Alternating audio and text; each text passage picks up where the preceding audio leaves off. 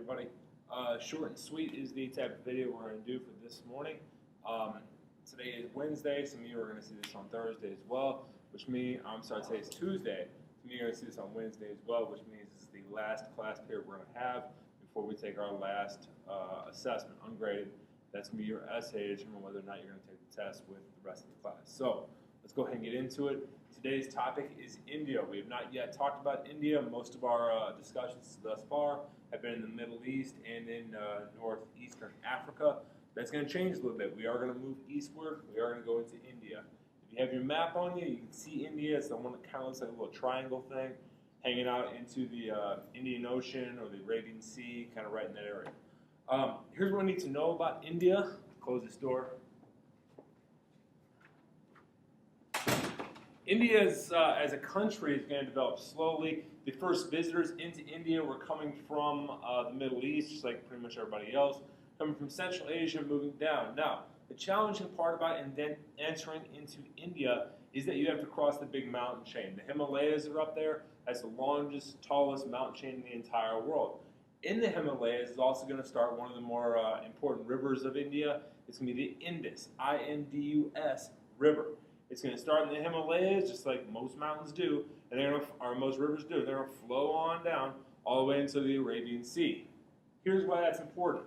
From about 3000 BC to about 1500 BC, or in other words, from the time of like the Egyptians building the pyramids, all the way up until the time of Moses, people began to settle into that Indus River Valley.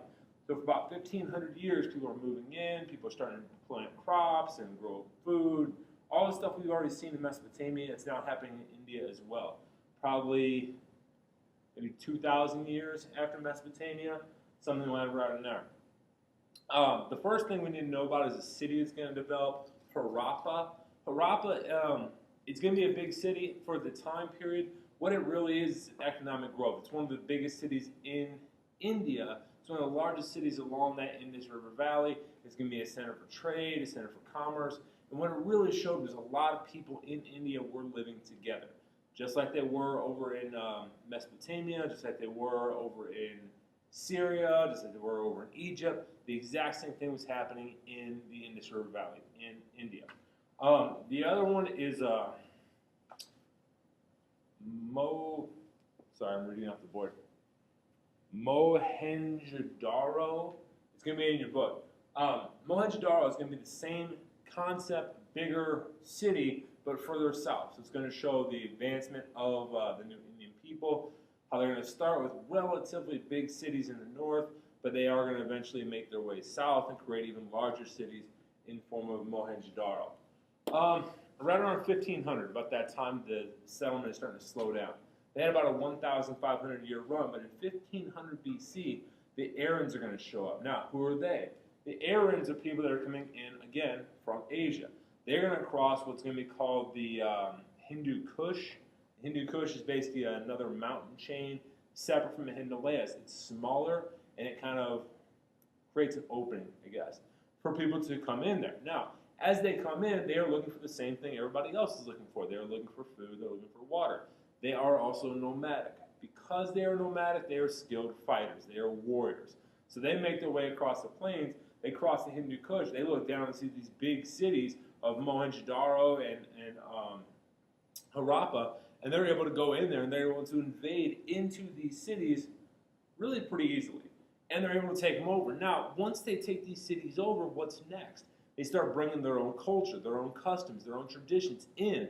But because they are nomadic, they have no temples, they have no really religious elements at all. Like they've never built stuff like that before.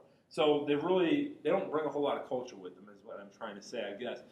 It's one of the reasons why even today, India remains so diverse. If you were to go to India today, they have probably close to 1,000 different languages and dialects that are being spoken throughout the entire country. It is a country of a little over 1 billion people today. So it's population-wise, huge. Culture-wise, huge, and extremely diverse all throughout India. One of the things they do bring with them, the Aryans, is they bring the idea of the caste system. In India today, this caste system still kind of exists. So roughly 3,000 years later, this is still kind of in practice. It's this idea that people are going to be broken down into categories. You're going to have rich people, poor people, but then also other people in between, such as like priests, religious figures, merchants, people like that, are all going to be kind of divided up, and they're given like levels of society based on pretty much their wealth, employment, and importance. There's even a group of people called the untouchables, which is exactly like it sounds. No harm can befall these people. They can do whatever they want. You're going to read about those today in the reading. I'm about to wrap this thing up. I wanted to keep it short today. We have a lot to do, and we're also going to do a review piece to get people ready to go for this essay that's going to take place either on Thursday or Friday. For those of you listening to me right now today on Tuesday, you have the essay on Thursday in the library. For those of you that are going to see this tomorrow on Wednesday, your essay will be on Friday in the library. Remember, that essay is going to determine whether or not you are going to take the test, the one that counts, with all of us next week, or if it's going to be delayed for you another week or two to get you some more extra help. All right, that's it for me. Make sure you're doing all your stations to go around. Make sure you're paying attention. I'm not going over a lot of the Indus River Valley. A lot of it's going to have to come from you. So good luck, do your work, and let us know if we can help.